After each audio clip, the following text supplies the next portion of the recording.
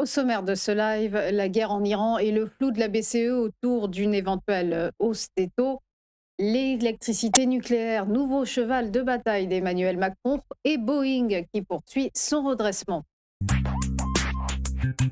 Et la réponse évasive de Christine Lagarde au sujet d'une éventuelle hausse des taux de la BCE. Interrogée sur France 2 hier, la patronne de la Banque centrale européenne ne s'est pas prononcée sur un possible durcissement monétaire dû à la guerre au Moyen-Orient. La prochaine décision de l'institution doit être rendue publique le 19 mars, soit le lendemain de la réunion de la Fed. Un flou qu'elle a à peine levé sur les risques inflationnistes qui pourraient découler du conflit. Et Christine Lagarde ayant évacué le risque de stagflation et assuré que la Banque centrale européenne ferait tout ce qui est nécessaire pour garder les prix sous contrôle et que, je cite, les Français, les Européens ne subissent pas des augmentations d'inflation du type de celles que nous avions vues dans les années 2022-2023.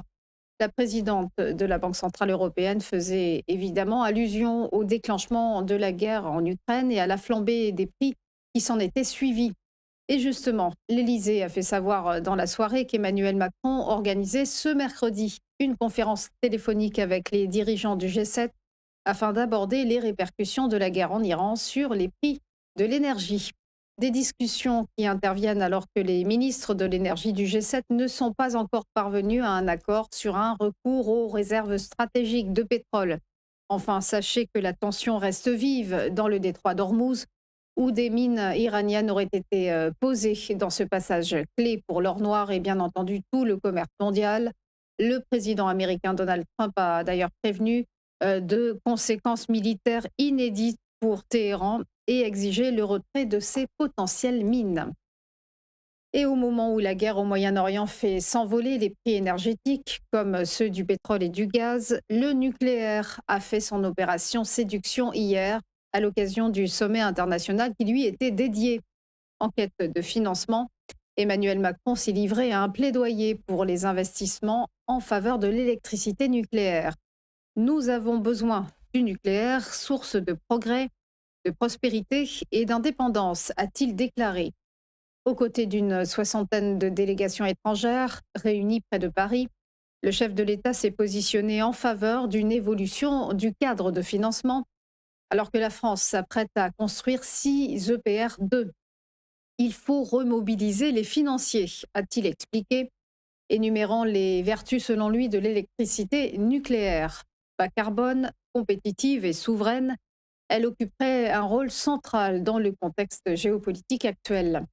Un plaidoyer devant un parterre acquis à la cause, le sommet étant co-organisé par l'Agence internationale de l'énergie atomique.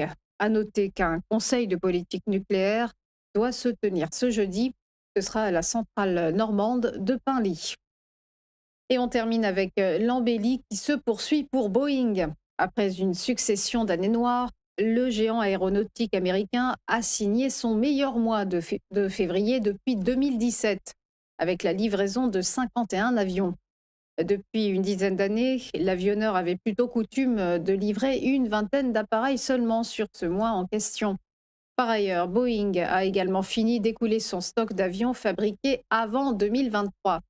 Depuis le début 2026, ce sont 97 appareils qui ont été livrés, dont 80 exemplaires du 737 MAX. L'année dernière, un rebond avait été amorcé pour Boeing, qui avait remis 600 appareils aux compagnies aériennes européennes, soit son meilleur score depuis 2018. On en vient au point bourse, le rappel de la clôture des marchés hier avec des places européennes à l'heure du rebond. Le CAC 40 s'est envolé de plus 1,79%. L'indice parisien se situe à 8051 points, 8057 points plus précisément. Très forte hausse également à Francfort pour le DAX, plus 2,39% et 23 801 points. Tandis qu'à Londres, l'indice britannique, le FTSE, a décollé de plus 1,59% à 10 420 points, alors qu'à Milan, le MIB italien s'est propulsé de plus 2,7%. La palme étant revenue à l'Espagne, l'IBEX 35 madrilène s'était lancé de plus 3,05%. À Wall Street, les indices se sont montrés plus prudents avec peu de mouvements au final. Le Dow Jones est resté quasiment inchangé, moins 0,07%, s'établissant à 47 706 points. Le S&P 500, lui, s'est effrité de moins 0,21% à 6 781 points. Et quant au Nasdaq Composite, il est resté stable à 22 000, 697 points. Et du côté de Tokyo, le Nikkei, l'indice japonais, a terminé ce matin avec un bel élan, plus 1,43%. Voilà pour les dernières infos. On va marquer une pause et on se retrouve juste après pour Chronocac et l'ouverture des cotations. Ce sera avec Xavier Fenot. À tout de suite.